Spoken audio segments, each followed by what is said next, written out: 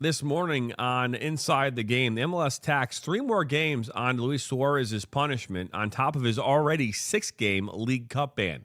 The U.S. men's national team faces off against Japan in Columbus tonight at 7:30 Eastern. Is Neymar a billionaire? We fact-checked the viral inheritance story, and VO's Dan Pennisi joins us right here live.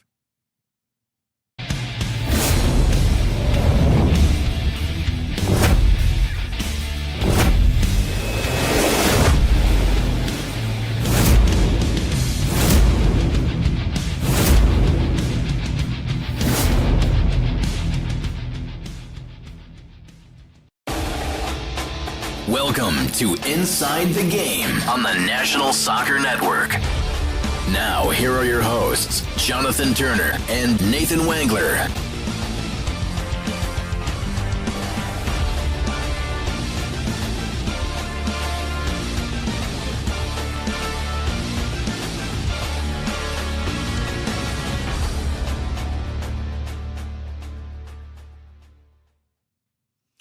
Good morning and happy Tuesday. It is episode number 154 here on Inside the Game. I'm Jonathan Turner alongside Ryan Glinsky. Nathan Wangler is on vacation, at least through the rest of today. But either way, we're happy to have you. You're watching live right now on YouTube, Facebook, Twitter, and Roku TV. And we will continue on here this morning talking about a number of things related to U.S. men's soccer. It only continues to get better. I feel like every single day now, Ryan, Pochettino has a new and creative way to make an ass of himself. We'll talk about that this morning. Luis Suárez, the spitting bans continue. We'll dive into that this morning as he gets the MLS has set their suspension ban with him yesterday. Again, the U.S. men's national team played Japan here tonight. And it's in Columbus. It's a lower.com field. And Ryan and I, as soon as this show is done, we'll have a couple housekeeping things to do here in the studio. And then we will be making our way to where? To the game. We are going to Columbus tonight to watch this game, to watch this team in person. We'll keep track of it all on social media. But we're excited. I am wearing my U.S. soccer T-shirt here today. Ryan is wearing his that's blue champion blue. We're champions. Pullover. We're champions. So that's what I'm hoping. We get a victory tonight. But yeah, make sure you stay tuned to all National Soccer Network socials. If you haven't followed us on TikTok, I don't know what you guys are doing because we have been producing banging video after banging video. Get us to, I think we're close to 700. Yeah, get us to 700 by like the end of the day. That'd be sweet. Yeah, we're only we're 10 away. Yeah, 10 away. Make sure you follow us on TikTok. We're like 10 followers away. So, but no, it's going to be fun tonight. I'm going to have a good time. Yeah, we've got just under 11,000 subscribers on YouTube. Our social media has been growing. And so, yeah, keep it coming. We really appreciate it. And, I think the other thing, too, is at the bottom of your screen, we have all of our current advertisers. And take a look at those. There's a lot of cases there's some savings for you, whether that be savings on a particular product or on a destination, right? And that's the really cool thing about all of our advertisers. Check those out. They'll be out the bottom of your screen on our YouTube, Roku TV, and Facebook and Twitter feed, not on TikTok. But there is a way for us to do this on TikTok where we could actually have our feed, the live feed of what we're doing. But we're not that smart yet. No, we are. I just say it's not that smart yet. It's a process, as they say over in Canada. It's a process. It's a process. But we got a great show lined up for you this morning. Something that was interesting yesterday. We were sitting here in our studios, and 2 weeks ago, I had asked Ryan, I'd asked Nathan, I asked a number of our people and said, hey, who wants to go to the U.S. men's national team game? And obviously everybody rose their hand for the most part.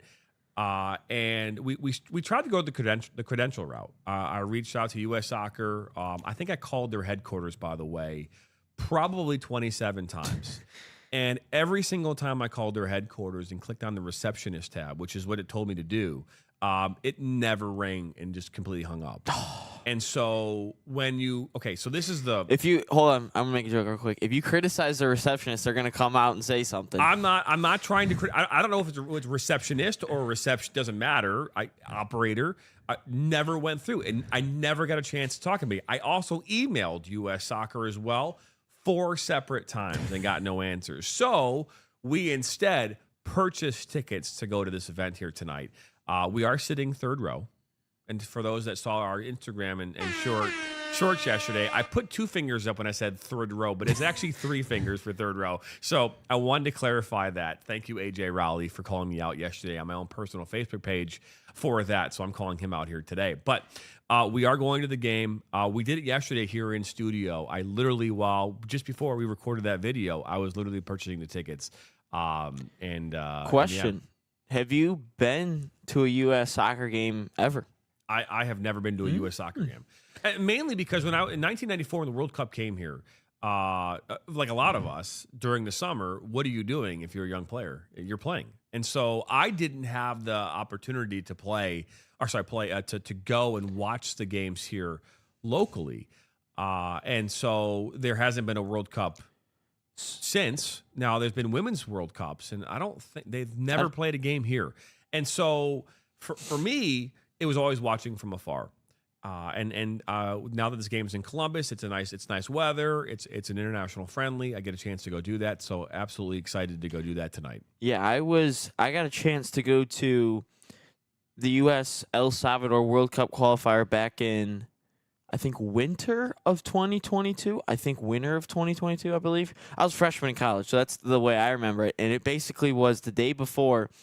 One of my friends who actually I've been talking to, I reopened up the group chat because there's 4 or 5 of us that went. I go, guys, you won't believe where I'm going tomorrow. And I reopened to them. They're all doing good. So good to connect with them. But it was basically the day before. One of the kids, he lived the floor below me. And he goes, Ryan, my brother can't go. Do you want to go to the game? And I go, yeah, sure. When is he? He goes, tomorrow. I'm like, all right, looks like I've got to skip out on something that I already planned on. And we went. We got there 10 minutes before they walked out. But it was... I've been to the Big House for a Michigan football game many of times. I've been to Chrysler Center for Michigan basketball games many of times. I've been to a couple Lions games. I've been to Pistons games. I've been to Red Wings games. However, with the 13 or 14,000 people that seats, that was the best sporting environment that I've ever been in. That World Cup qualifier, that's the best environment that I've ever been in. Soccer environment is up here. And as much as I love college football is here, and a World Cup qualifier is up here. I'm just saying in terms of environment. No, I couldn't agree with you more. I've never been in that environment, but we are going to be sitting right in front of the American Outlaws, which is the supporters group of U.S. Soccer. So we'll be not too far away from them, which puts us in a really good place. And we're, again, excited about that. Coming up here on the other side of this break, we'll be joined here by Veo and our partner, Dan Pennisi, and we'll discuss what's going on in the AI world of cameras in the youth environment and how that's helping players and teams all across this country. So don't go anywhere. On the other side of the break, Dan Pennisi from Veo.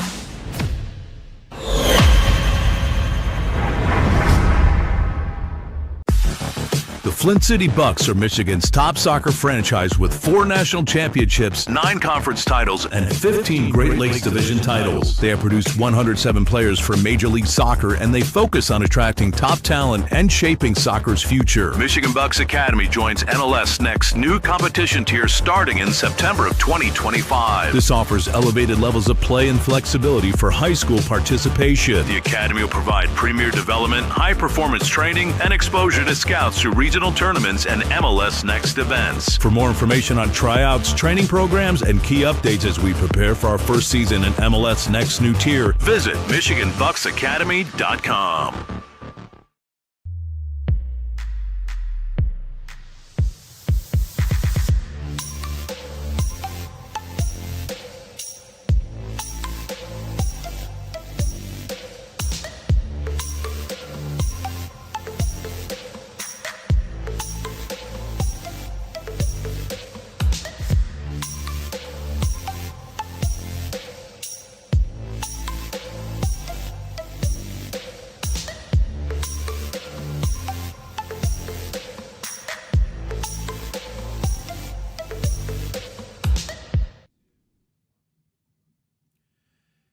Welcome back here to Inside the Game, episode 154. And now I'm joined by Dan Pennisi from Veo. And Dan, first off, welcome to Inside the Game. Yeah, John, I appreciate you having me on today. Well, we are excited to have you on. And Veo has been the leader in AI camera technology really since the onset. And again, I think if I'm not mistaken, it was the leader in the camera component. And now being that there's the analytical aspect of this also there as well in the mix. Yeah, correct. So Veo started with the hardware and they continue to produce software for analytics as well. So we see Veo not just a leader within. Did he freeze? Oh, you got me back? Yeah, you're good. Sorry, go ahead. So Veo definitely the leader within hardware, and now we have team analytics and individual player analytics too. So we continue to make strides within our software as well. You know, this is something that when I was a coach at that time, I don't know if Veo was even around. It was 2014 when I became a head coach, a varsity head coach at Birmingham Groves High School, and at that time. I think it was going in my second year, we were looking for an analytical component to help us with our program. And at that time was Huddle. And so they offered like a Huddle with an iPad they sent my way. And I could not live stream it. It was like a recorded down there and then you uploaded it. It took like 6 hours to record or upload into my at my house. And I had the fastest internet at the time, by the way. But the cool thing about it was within a couple days, I would have like this full data report of like passes and complete. It was really, really kind of a cool thing that you were able to do. And obviously, there's a number of camera companies now that offer these types of solutions.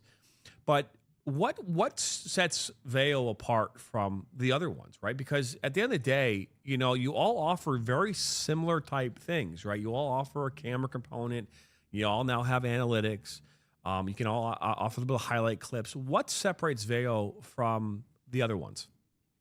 Yeah, great question, John. In my mind, there's two major points, and it's not so much when we dig into little details. I'm going to be a little more broad here. First one is just quality. I think the quality of people that are designing the hardware and software within the Copenhagen office, and then also the quality, you can see it within the camera, right? The way that the camera is able to track the ball, the way that the quality of the picture, not just with a Veo 3 camera, but even with the Veo 2 camera as well, it beats all of our competitors. The ease of setup, that is just quality experience. And then the second thing that I think of when I think of Veo and just being above the rest of the competition is now looking at where we're going.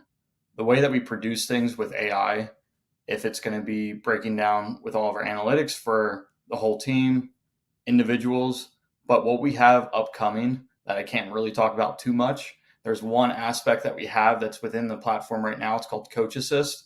So now coaches are able to put in, hey, this is the way that we're trying to play.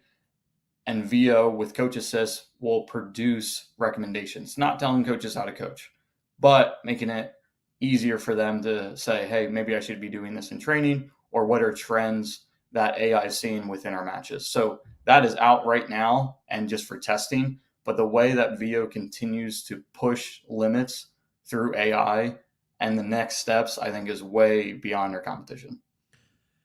I would imagine that some of the big, and I had this conversation with clubs all across the country, coaches as well.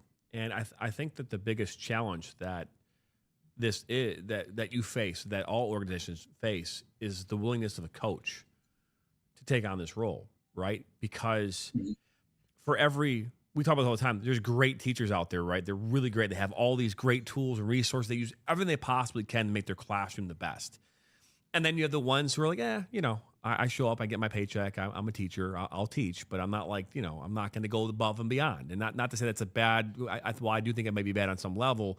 It's just how it is, right? You've got good, bad, you've got better, right? And so, to be fair, I don't think we're speaking to the coaches who care about all of this. I think we're speaking to the coaches who are in that middle right now, the ones who are like, you know what, I love coaching, I love what I do, but I don't know if I have the time, I don't have the ability maybe, I don't have the know-it-all to set this thing up.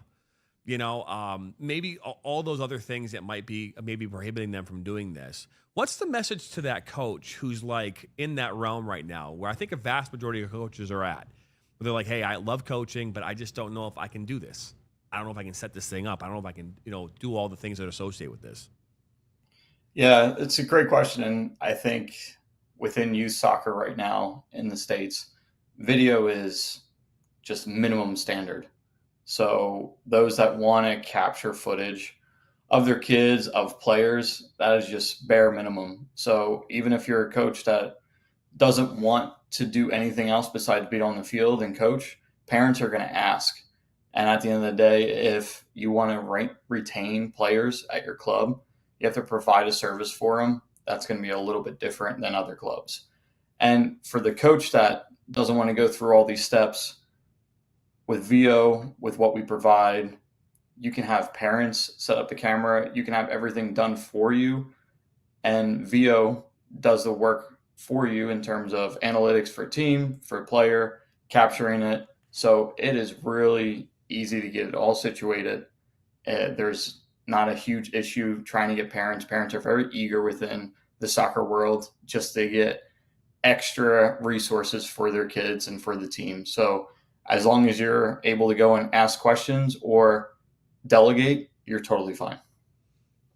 Which, again, I would imagine that is a case for a lot of these teams and clubs. I talked with it just here last week with a club. They're like, hey, we make it mandatory, but does that mean it's even going to happen?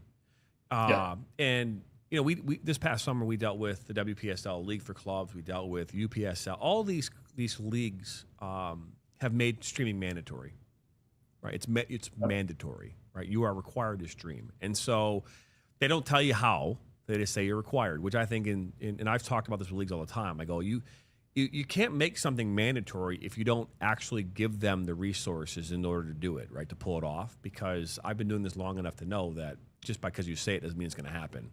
And then more importantly, what's the resources? What's the tools? And there are obviously resources and tools that are available to allow teams to live stream like this. And what we found this summer when we were dealing with the teams that had access to a huddle, a VEO, a Spidio, probably 80% of those teams had no idea how to assist us in the process.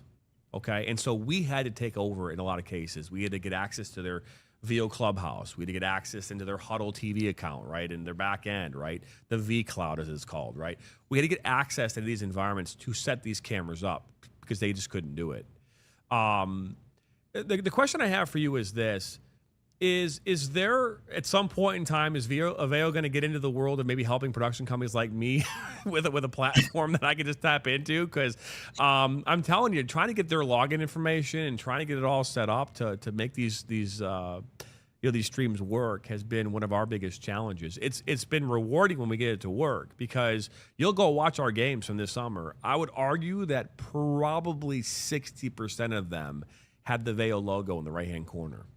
Right. And so, and so I'm curious your thoughts. Are we going to get that for us? At least for me. I don't care about anybody else's production company, but I want it for me. Yeah, well, it's funny because I think out of all the companies, we'd probably be the closest to it, just because of how innovative our leadership thinks and what they would like to do and how they want to bring access to, if it's live streaming, if it's going to be a production within matches, to the mass audience. So I think we'd be the closest. I don't have a specific timeline for you, John. Wish I did. I need it tomorrow, Dan. Tomorrow. Yeah, if I had it tomorrow, it would be great. But I do think that there are conversations to be had to continue to push the agenda of bringing soccer to a mass audience through production, through our live streaming. And again, it's one of those things too. We have a lot of great partnerships in the soccer space. One with VEO, where now if you go on our website and you are looking to purchase a camera for your club, your team, hey, if your mom or dad out there, I think that there's this mindset this is for clubs only or for teams only. I mean, there are moms and dads out there who I have seen setting up a VEO camera that they have purchased on their own, and they do that because they want their child, if their coach doesn't have this, to have film. Have this game film. And while we can argue that, having a Panasonic, camcorder with, 18 times zoom and all the bells and whistles is far better than any IA camera on the market, this solves a problem. The problem, which is all you got to do is just set up a camera and walk away. I mean, there's no more. You set up and walk away. I mean, you've taken away the human aspect of this, which is sometimes extremely hard to find in our world. Finding a camera operator can be one of the hardest and most challenging things. And so, having an AI camera can solve that problem because the game is still going to happen. And that's something that we used to talk about a lot here internally about how we're always going to use manned camera operators and real cameras. And while our goal is to always do that, the game is still going to happen whether I have a camera there or not. And so at the end of the day, we said, well, let's make sure we have, a camera, any camera to capture this event, because at least then it's being captured. And I don't know what your percentages are. You probably know how many cameras are out there in the world, and not that you need to share that with me, but how many cameras do you think right now are live streaming? If you had put a percentage on it across the entire country, is it 10%? Is it 15%? What's the number of clubs and or teams that are actually live streaming their games? Yeah, it's a great question. If I had to put a number on it right now, within the last year, because we've been having a major push, I would say 25%. And that's because of the push of saying, hey, this is accessible to clubs. And the way that we price it out for VO cameras, we make it very accessible just to add it on. Obviously, it depends on your coverage and what provider you're going with, because you plug in a SIM card in the back. It can be T-Mobile, it could be Verizon, it could be Mint Mobile. Depends on who you're working with. But yeah, I would say 25% the past year. It definitely grew from 10 to 15% though. Is there a plan for Veo to get into the bonded technology aspect of this as well, where you're utilizing multiple SIM cards? I don't think so right now. That's not within the roadmap from what we've been talking about. So there's other priorities. And John, if you don't mind, just one big priority is our VO Go. And I know you were mentioning within parents wanting a camera or something to record. So it's interesting enough. We just released this September 2nd. And the VO Go is essentially now, you don't have to purchase a camera that looks like thousands of dollars. You are now purchasing the software and then a tripod with a phone mount. So you can have 2 iPhones that are on the phone mount, and then that will record the game. You'll hook it up with another phone, so 3 phones to get it all situated. If you have one from one parent, one from another parent, you stick it on the tripod, and then from there, you're able to record your match. Now you're able to do that for under $500 a year. So when you talk about accessibility for parents, for teams, the recreational level, just to get footage, this is a no-brainer. And I think it's going to rock the recreational youth soccer market for sure. So it looks like you are looking to compete with like the likes of Xbot Go. Yep, exactly. And what I mentioned at the beginning of this podcast, just the quality. If you see the quality of the VO Go, everyone knows the quality of their camera on their iPhone, right? It's top quality. So just being able to utilize our software and stitch that all together, I think it's going to be the best in the market, which I think it is right now, but it just got released and we'll see how it goes. No, it's really, really cool. I was not aware of that new technology, which is really cool. Again, it solves a problem, right? Because again, to buy these cameras, if you're a club, you're investing $2,000-$3,000 to get the camera, and then you're paying a monthly fee to have access to the systems and resources that support that camera and allow players, coaches, and the club to access the analytical component of this as well. And so, giving this solution, it solves a number of problems, especially for those single teams who are looking for coverage of their games. And so it's a phenomenal product, and I'm excited to have a chance to take a look at it and put it to the test here in our space and in what we do. You know, Yeah. we ask a lot of questions here, and I'm going to ask you two final questions. The U.S. men's national team is playing here in Japan tonight. They're doing so in Columbus, Ohio, at lower.com field. My question for you is this: who wins tonight, and what's the score? I'm going to go the U.S. wins tonight. I'm going to flip the score from South Korea and say we win 2-0. Oh, 2-0. Okay, Yeah. okay. So Dan You Pennisi mark it saying U.S. men's soccer team wins 2-0. Now, just so you know, on Friday I said they were going to win 3-0 today, so you're not in bad company. That was before what happened on Saturday, so I'm not changing my prediction, but I'm definitely rethinking it. And then my thought process. My last question is this: we ask everybody that joins us, at least we try to. You know, if today was your last day on Earth, and you knew you had your last meal, Damn, what would it be? So I'm originally from the Philadelphia area, and I come from Italian background. I'm taking my mom's Italian. If I'm going to go pasta and meatballs, that's it. That is last meal on Earth. Sure. I'm not gonna lie. I was like, when he said he was from Philadelphia, I was getting this expectation that he was gonna go with a Philly cheesesteak. That's just the exactly way you what let I it. thought. Though, I felt like you were gonna go that direction. He threw in the twist. A little bit of a All twist. right. Yeah. I was not aware that Philadelphia was known for their Italian meatballs. Were you known, Ryan? I would not have. Not. But it's the Italian heritage. It's all. It's the within mom South spaghetti. Philly. You know. Yeah, the mom spaghetti. Yeah. There is a mom spaghetti here in Detroit, but Eminem's mother is mom spaghetti. But yeah, have you had that, Dan? Mom spaghetti?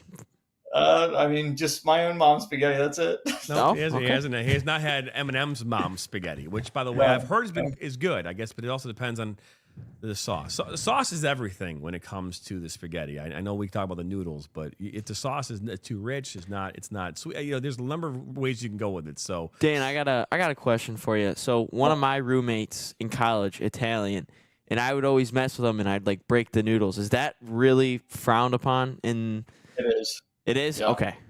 So Yeah, I was it doing a really definitely is good job to frowned annoy him. And just to throw you another twist, this might be just our own family, and so it might be a little weird. The sauce, we don't call it sauce, we call it gravy. So I know gravy is brown gravy, but the red sauce, we still call that gravy. That might be a Pennisi family thing, because I've asked other Italians, and they're like, no, it's sauce. But then I've asked other Italians, and they're like, no, we call it gravy too. So Ryan, you got to. I think it's important I say this. My mom and dad recently did that 24 You and Me thing. My entire life, up until about 2 years ago, I was told that I was Italian. And come to find out, I have zero Italian in me. So, being that you just said gravy, you might be German. Well, we have a little bit of a Polish side to us, but we don't really like to talk about it too much. So. Did you say you have a Polish side, Dan? He did. Oh, come on. I'm Polish too. You gotta. Come on, you gotta have the one. We stick with one, and we talk about it the most. We don't really talk about our Polish side. Yeah, they may throw the kielbasa every once in a while on a pasta dish. It stinks, but it's good. Well, Dan, hey, we appreciate you stopping on by. And we will continue to talk about our great partnership with Vail. Dan, you're always welcome to be a part of what we're doing. Hey, every time you have a launch, let us know. We'll happy to bring you on. Yeah, I appreciate it. We'll get you a VOGO camera or the tripod and all, and you can unbox it right on the episode. Awesome. Yes. Thanks, Dan. We appreciate you. You've been watching episode 154. We come back. We'll talk U.S. men's national team. We'll talk Luis Suárez again, and we'll continue to dive into Pochettino and his nonsense. We're back. Experience the thrill of the game like never before with NSN's Game Rewind. Dive into full match commentaries enhanced with cutting-edge dynamic graphics, letting you relive the highs and lows of your favorite matches in astonishing detail. Whether it's a championship win or a legendary play, NSN Game Rewind bridges the past and future with a broadcast experience designed to captivate. Call 586-304-4405 and start watching today.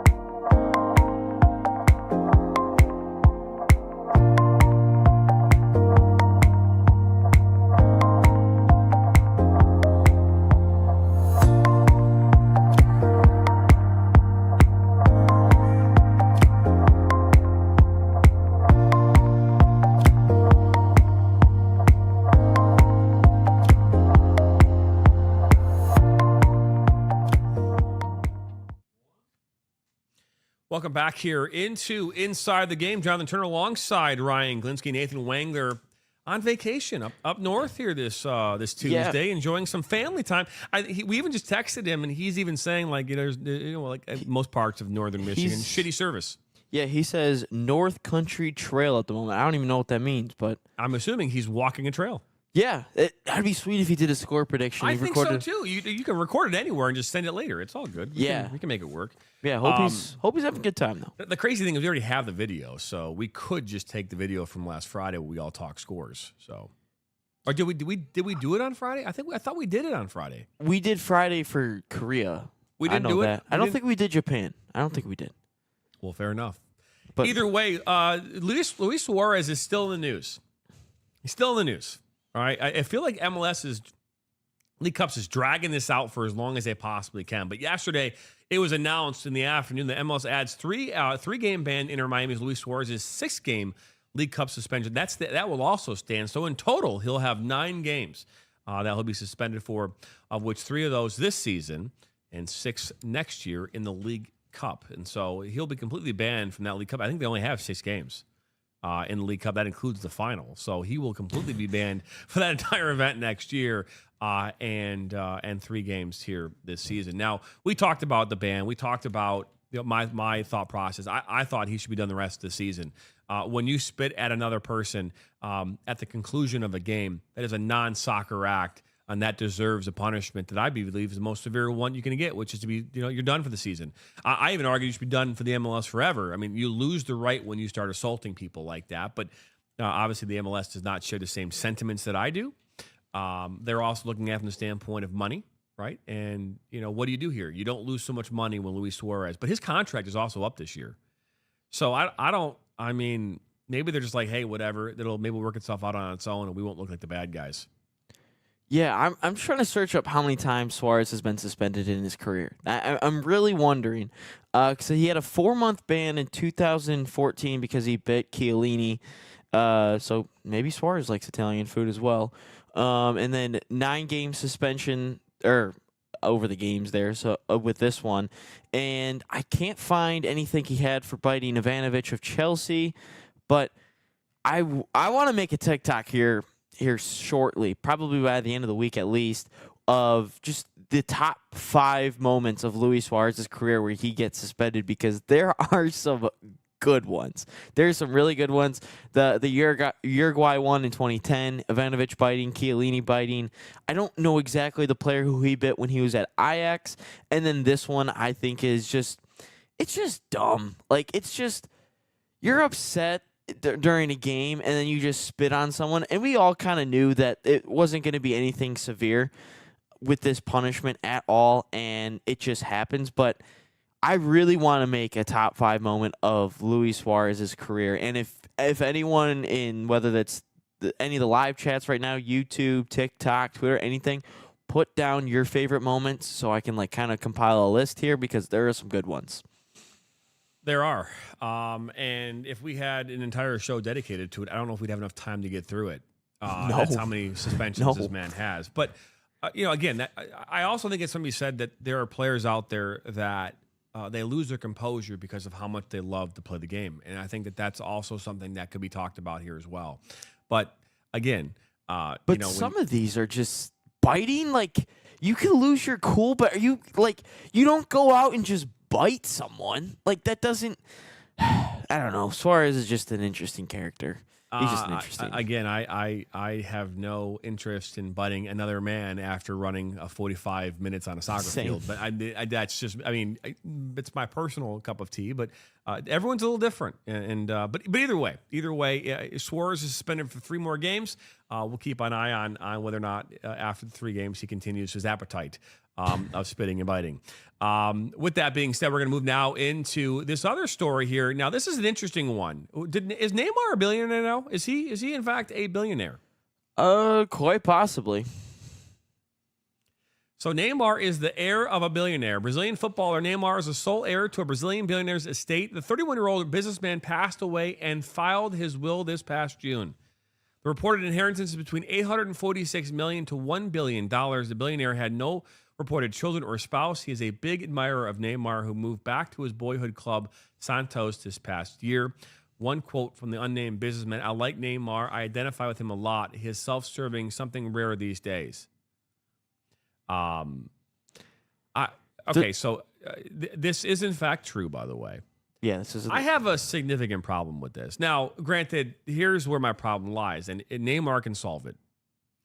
If you're Neymar, you immediately take all this money and give it away.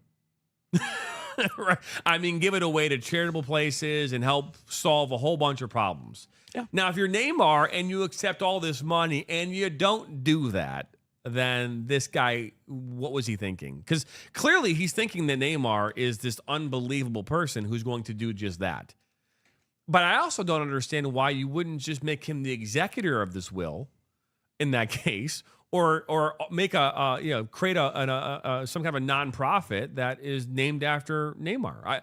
I don't know the gist of all this. It seems kind of a weird thing to do, but it is real. And Neymar, who's already worth $300 million, $350 makes about $76 million a year. I mean, this immediately makes him a billionaire, as we alluded to.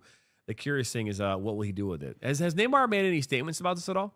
No, not that I know of. I can absolutely search it up, but there's a billionaire out there likes us, don't have any children or spouses. You can hit us up. We could be the hair, and we would do a charity. Absolutely. I'd take $100 million first, and then I'd absolutely take. But like, you just gotta think though. Like, if you're Neymar, you're also kind of in a bad spot. Like, you just wake up, you just moved back to Brazil. You played a decade overseas with Barcelona, PSG. Yeah, Barcelona and PSG. Was there another team in there? There had to have been another team in there. I don't think so. I don't remember. I think it was just Barcelona and PSG. But anyway, like, you're kind of just put in this bad spot because are you just going to accept all that money, or are you just going to, maybe donate a little bit of it, open up your own charity, open up your own fund to donate to people, have your own charity fund. But like, it's just kind of like, you're so lucky for it, but at the same time, like, I feel like there's a lot of things that have to go into a lot of legal things, and he's just moved back to just chill out, ride out the twilight of his career, maybe prepare for another last run in the World Cup. Or did he say he's not doing the World Cup anymore? Because I don't know. Because at the end of 2022, I do know, like, he was kind of fed up, kind of with what Messi was in 2018 in the World Cup. Neymar kind of said he was fed up with, how the Brazilian media treated him and how he was supposed to be this next Pele, next Messi, those type of players. And he just kind of didn't live up to it and didn't like all those expectations. But, I mean, I think Neymar would kind of, maybe donate a little bit or create his own fund, whether that is, or his own project.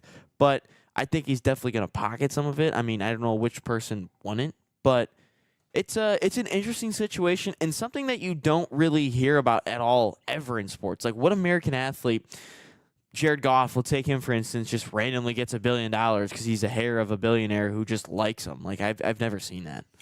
I haven't. Well, I mean, you've heard of these things you've heard of these things in the past. You've heard of, and to be fair, it happens all the time at the university level in this country, right? Where you've got, or a nonprofit, where you have someone who's 85 years old, they've got $100 million left, and they decide to just leave it all to the university, to donate to the athletic department. I mean, you hear about these things all the time. You don't typically hear about it being given to a professional athlete who already has millions of dollars.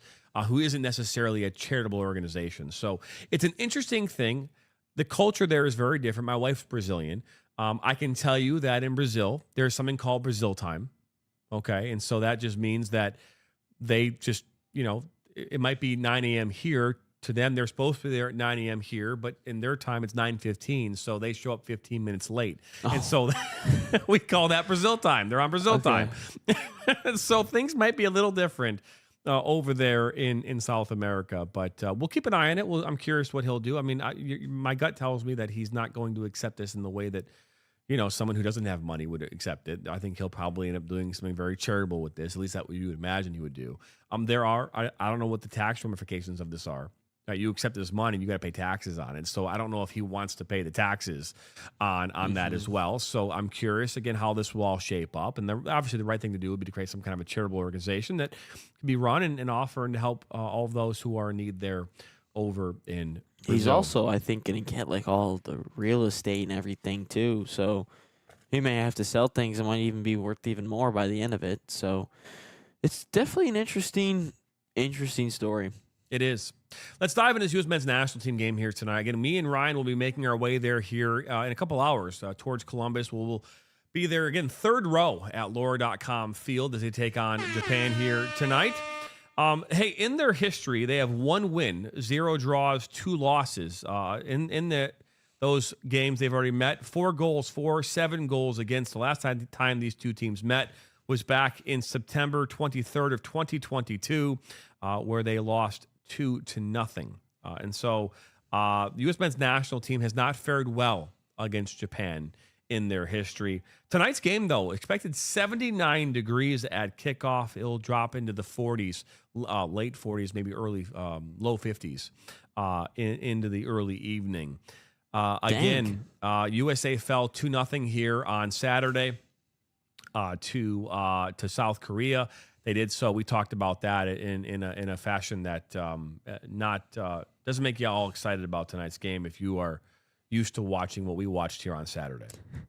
Yeah, no, I'm excited not only to be there in, I love soccer. I love being there. And Columbus CrewLower.com field is a fantastic soccer venue here in the United States. So I'm excited to get back there. But, I don't want to allude to what I want to see on the field because we do have a question of the day about that just coming up here in the near future. So I don't want to allude too much. But I'm just excited to be there, experience the whole environment. I know Pochettino has mentioned that he wants this U.S. soccer environments to feel like college football. And I'm sorry, Poch, you're just not going to quite exactly get that. But I do say the World Cup qualifier is a different animal, and I'm sure the World Cup will be a different animal because they'll be in bigger stadiums. But I'm excited to be there.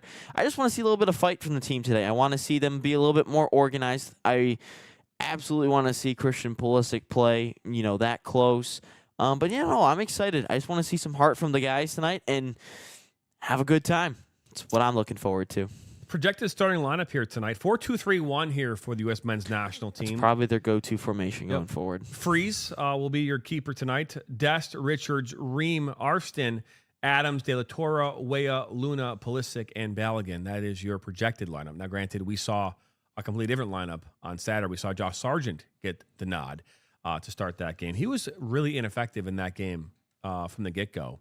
Pulisic also was ineffective in that game. And again, we talked about that yesterday, about putting him out wide.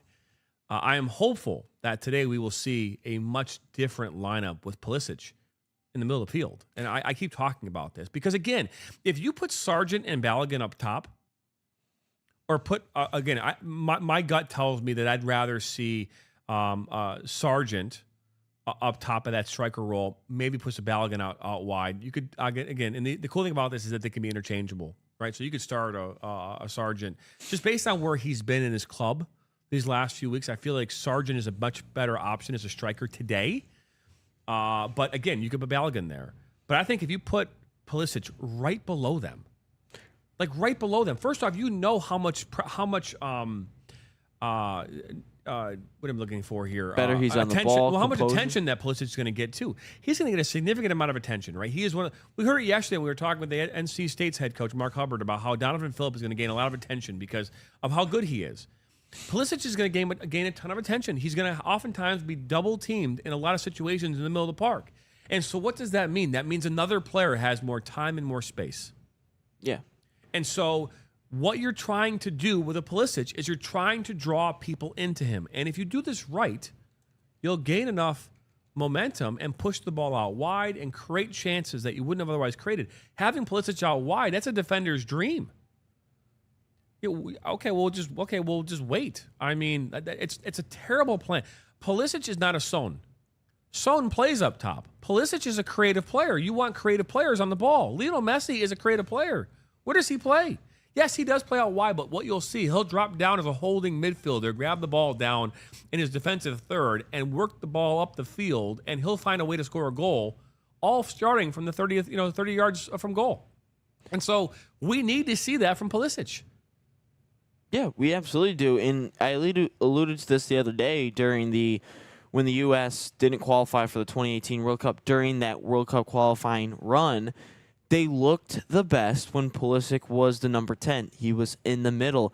And I think that's something that we need to get back to a little bit. I even looked during COVID, Christian Pulisic with Chelsea, he was better off in the middle, even though he played out wide sometimes, but he was better in the middle. And I think that's something that we need to exploit. And you can also start a Brendan Aronson out wide if you want to. You can start a Diego Luna out wide if you want to. But I think if you put Pulisic in the middle, that's a strong midfield, I think, because you would have a Tyler Adams underneath him, or maybe a Weston McKennie or Yunus Musa kind of playing as that number 8, more that box-to-box role. And just having Pulisic, he's better on the ball. He's got better composure on the ball. He's just an overall better player. And you want your best player in the middle of the field if he can play there. And that's exactly what you have. And I just decided to, just for fun here, I searched up the starting 11 from when I went. You want to know who the striker was on that day against El Salvador in 2022? Take a wild guess. Hang on. Is he the CL Sounders forward? I honestly don't even know who he plays for. It's not Jordan Morris. I'll tell you I was that. thinking of Jordan Morris. I was thinking of. That was not him. So who was the striker? He's an MLS guy, though. He's an MLS guy. Oh, Altidore? No, Jesus Ferreira. Oh. Yeah, and I remember he missed some big chances in that game. And then you want to know who came on that day? Jesse Zardes. Oh, yeah, Zardes. Former Columbus Crew guy. You know, here's my thing. This is now, I think, 3 years ago. Yeah, it was 3 years ago. We were covering a high school soccer game here in Michigan. It was Catholic Central taking on Clarkston. Pretty good game. It was a very good game. And I remember at that time, there was a player who was number 2 in the Mr. Soccer, it was between Kyle Pearson and this player, Hodgson, over at, I think, Carson. Carson Hodgson? Yeah, Carson Hodgson over at Clarkston. I'm going to correct you on that one. Am I wrong? That's an Anchor Bay kid. That's Hodgson. Who am I? I'm trying to think of who it was in 2023. Doesn't matter. It was 2022. It doesn't matter. What I'm saying, though, is the player on Clarkston in this game, the coach thought it was a good idea to take this player who was known for being a central midfielder and put him out wide.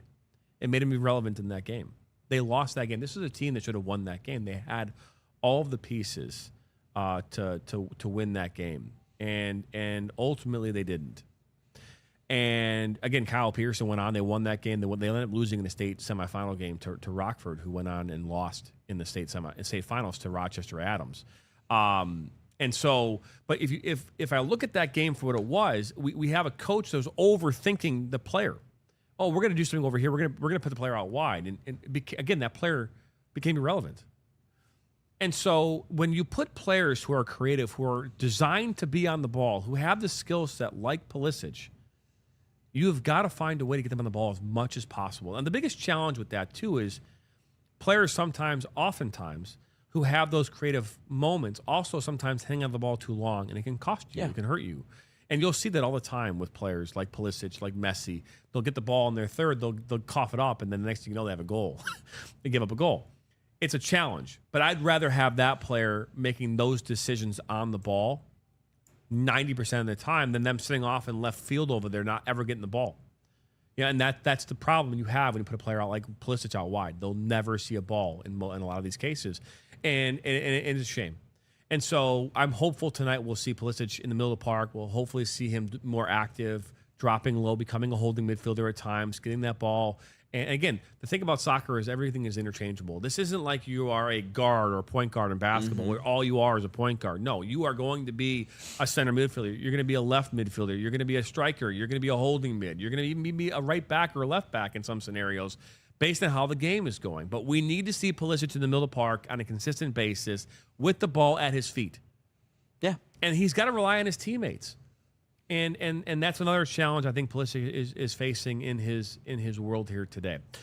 We are going to step aside. We come back. We're going to talk some more about U.S. men's national team. This time, again, Mauricio Pochettino, he likes to say some things. We'll dive into that here. You're watching episode number 154 here on this Tuesday morning. Are you ready to create unforgettable moments for your audience? NSN offers professional live streaming and full broadcast services tailored to your needs. From high-quality production to exceptional coverage, we ensure your game or event becomes a spectacle to remember. Book your next game with us today. Call 586-304-4405 to schedule your broadcast and let NSN bring the action to life like never before.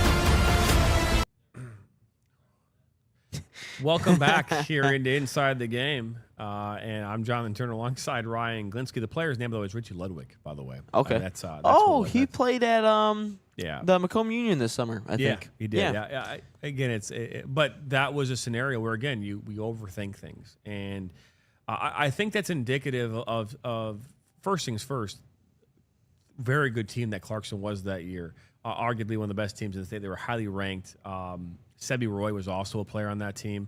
Sebi Roy became Mr. Soccer the following year, right? And so you've got coaches that overthink, and I'm guilty of it. As a former coach, I would oftentimes overthink what we should be doing, especially when you're losing, especially when you are up against it.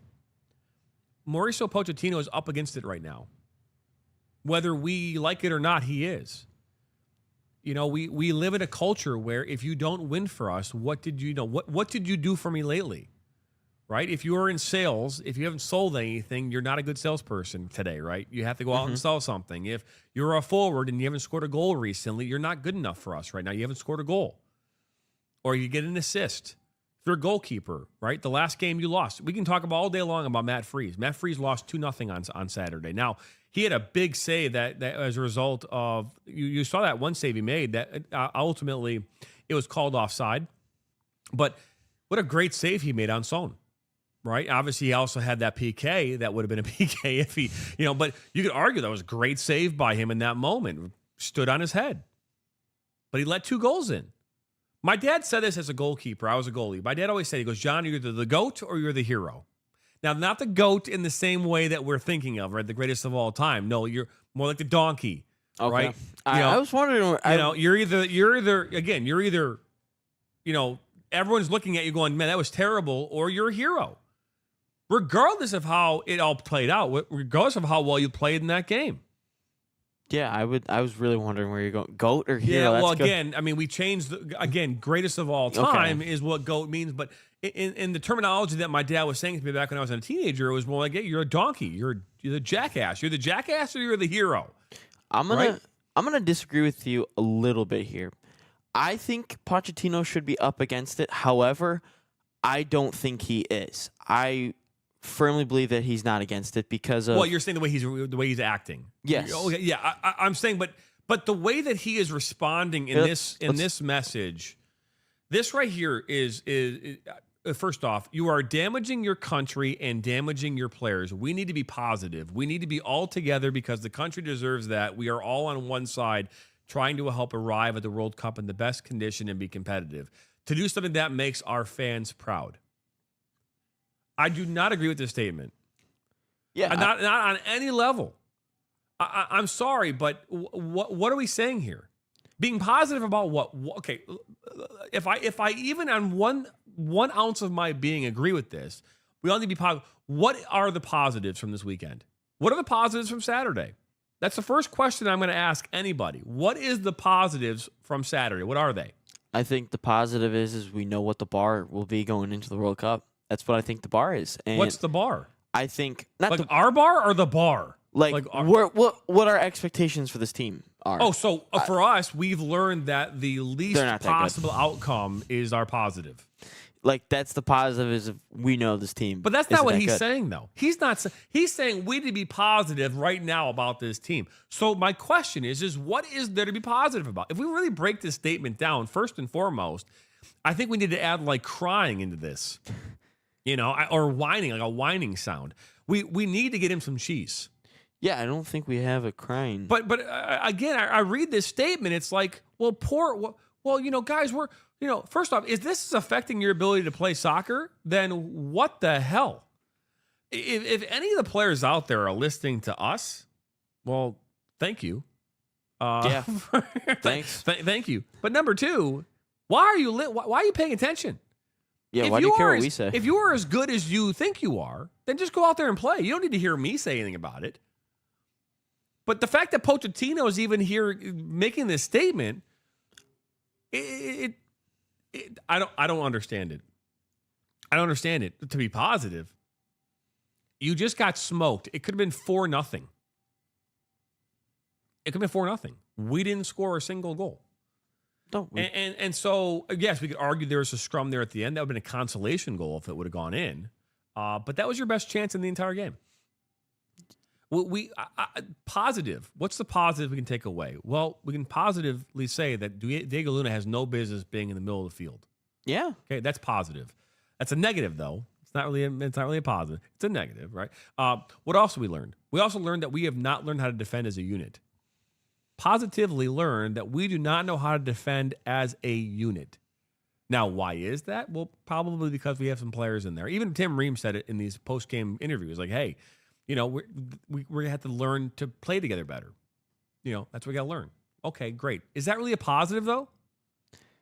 I don't know if that's a positive. I mean, me as a coach, when I learned something during a game that was a teachable moment, I didn't consider that a positive. I considered it constructive. I considered it an opportunity to learn. It's not a positive. You think Dan Campbell is going after the Lions on Sunday going, man, well, that was a positive outcome? No, I mean, was he frustrated? He was absolutely frustrated. He said he was frustrated, but he also said that we're going to take what we learned from this game and we're going to get better. But he wasn't like, let's take the positives out of this. What Pochettino should have done is taken the Dan Campbell press conference, which I know was a little bit later, but the Dan Campbell press conference where Campbell says everything can be fixed, but we need to be 1,000% better. And that's what Pochettino should have said instead of let's be positive, guys. Let's kumbaya. Let's be happy, everyone. And I think that sure. I mean, I don't really think there's a positive. Maybe he can find certain positives through the game, and that's why he's a manager and not us. But this game, I think Japan, if the only positive that I can take away is if we don't get killed here is if they play tight is they take those mistakes from Saturday and implement them and correct them today. If they're able to do that, I would take that as a positive. If they are able to defend a little bit better. If we see the starting lineup adjustments where Diego Luna is not in the middle, whether that's Pulisic or someone else in the middle, as long as Diego Luna is not in the middle, that's what I think we can take away as a positive. If maybe he's referring to it as we found the mistakes and we can fix them. But in this message, he doesn't really allude to that. So we'll have to see what happens tonight. Yeah, no, he doesn't allude to it at all. What's the question of the day? Question of the day I came up with yesterday, but before we get into that, make sure you guys check out Salt Athletic, an official sponsor of us here at NSN. Make sure you use promo code NSN15 to save 15% off of your order, or scan that QR code and visit saltathletic.com today. But question of the day. What is the number one thing that you're looking for from the USA tonight against Japan? It's a great question. Obviously, we're gonna be there like in person. So, the number one thing I'm looking for, and we talked about it yesterday, it's the intangibles. Okay, it's the things that we're not seeing. Like when I see and look at Pulisic after a missed opportunity, the defeat that I see on his face. You know, I feel like these players are walking out onto the field before the game and they feel defeated. They look defeated. And again, that could be for many reasons. This does not look like a team inspired. And so for me, I want to see a team that from the moment they walk onto the field and to the moment they walk off the field, they have shown in every aspect of their being that they want to be there. And more importantly, that they're going to give it their all. You can see that. I'm not seeing that in anything. We could talk all day long about outcomes. We can talk all day long about results. We can talk all day long about a player here, a player there. At the end of the day, the things that we've been talking about for the last 6 months, it feels like, is a lack of identity. And that identity has nothing to do with talent and everything to do with how these players handle and carry themselves on and off the field. And what I want from them tonight is to start showing that they actually give a shit about the outcome before the game even starts and after the game, and start to show some emotion. To sit here after a game and hearing Tim Ream talk about how, we thought we fared well. We fixed it in the second half. Like, no, you should be pissed. Yeah. There should be emotion. I'm not seeing any emotion. I'm not seeing anything. And as a fan of the game, that's all we want. I mean, at least with Aaron Rodgers, you get like the emotion of his knuckleheadness. Mm-hmm. But you can at least he loves to play.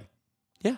I don't doubt. I mean, the knuckleheadness of Terrell Owens over the years, Draymond Green. You at least know they wanted to be there.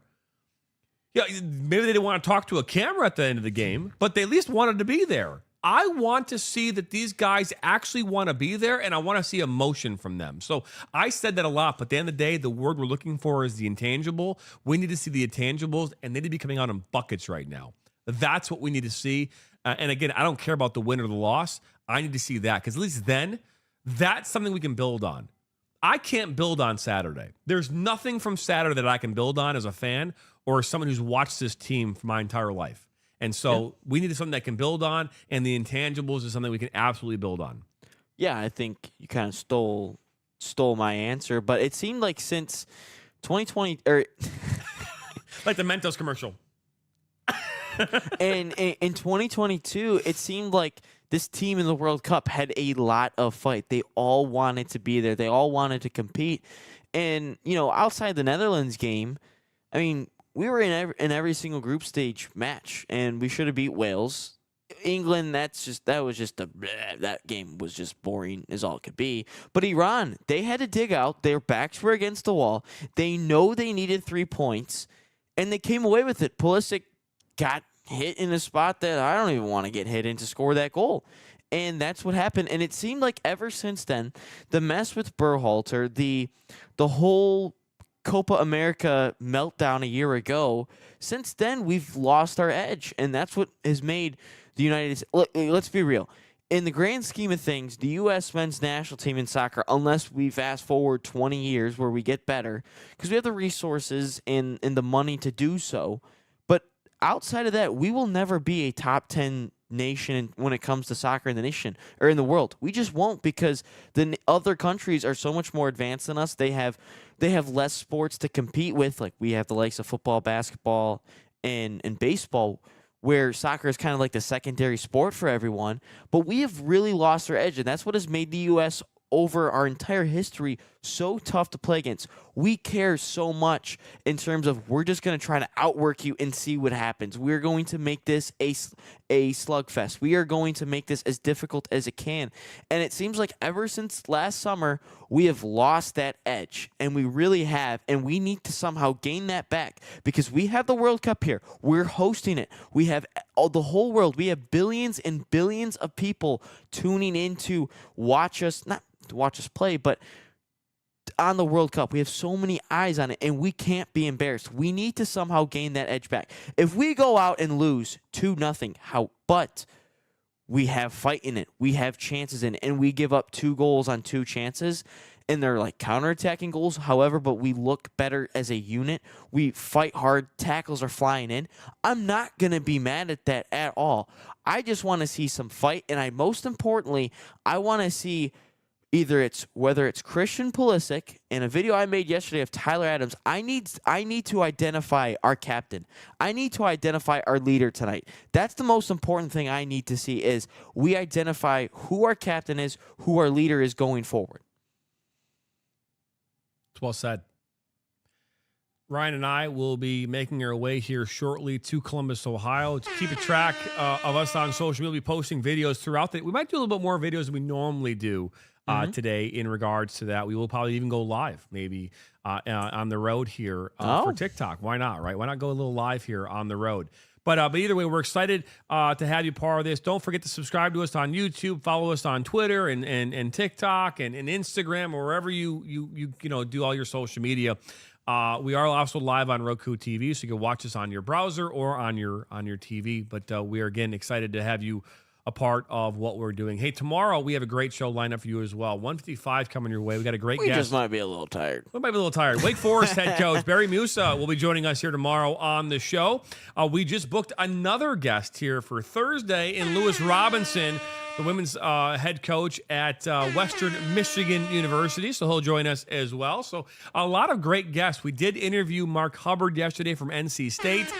We might have that episode, interview show up here tomorrow as part of our broadcast, so we can maybe take a nap for 10 or 15 minutes. Yes. Come on. So we do have a question coming in, though, from on TikTok. We'll get this here real quick before we end the show. What other all-star teams in the U.S. do you take guys from lower leagues to promote said leagues?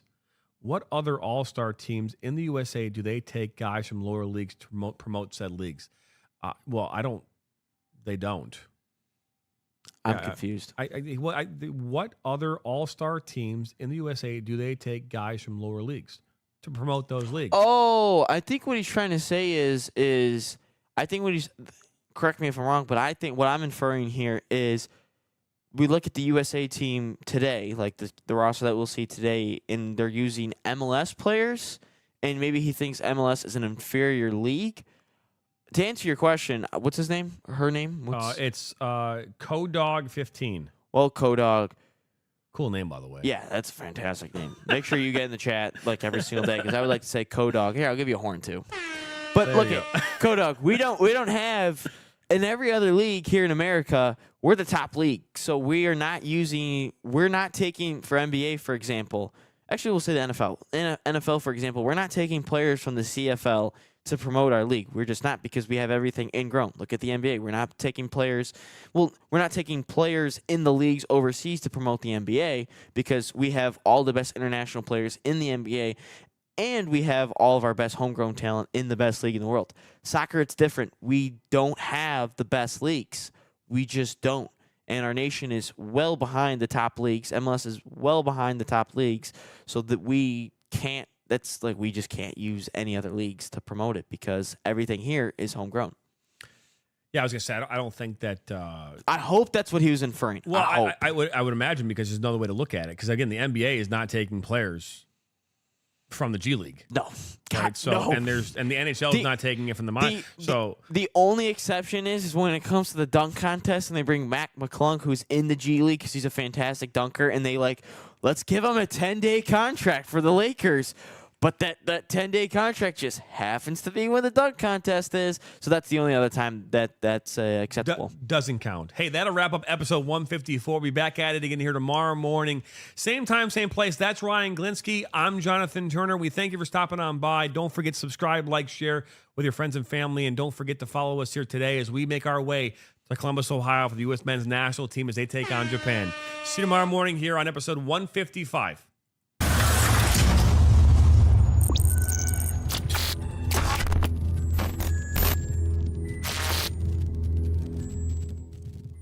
From the biggest matches to the hottest takes, Jonathan Turner and Nathan Wengler bring you the stories, the analysis, and the edge you won't get anywhere else. Streaming live weekdays at 9 a.m. on YouTube, Roku TV, Facebook, Twitter, and all major platforms. No filters, no fluff, just real talk, real soccer. This is Inside the Game.